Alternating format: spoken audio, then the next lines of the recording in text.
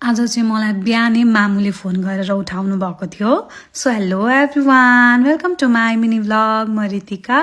एकछिन मामुसँग कुरा गऱ्यो अनि कस्तो बाहिरको नजारा हेर्न मन लाग्यो कि घाम लागेको छ कि छैन भनेर। आज चाहिँ घाम लागेको थिएन मजाले, म उठ्दाखेरि पछिबाट चाहिँ लाग्यो।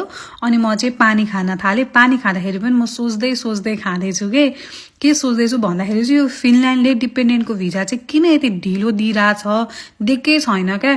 1-2 महिना भएको भए त ल पखौँ भन्ने हुन्थ्यो। कहिले दिन्छ टुङ्गै छैन। 1 वर्ष, 6 महिना, 12 महिना, कति हो कति के।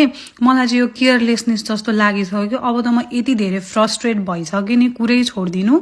अरू देश छोडेर फिनल्यान्ड अप्लाई गर्नुको कारण चाहिँ म र मेरो हस्बेन्ड सँगै आउन मिल्छ भनेर थियो क्या। मेरो चाहिँ यसरी यत्रो महिना भइसक्दा पनि भिजा नदिँदाखेरि चाहिँ मलाई एकदमै धेरै रिस उठेको छ।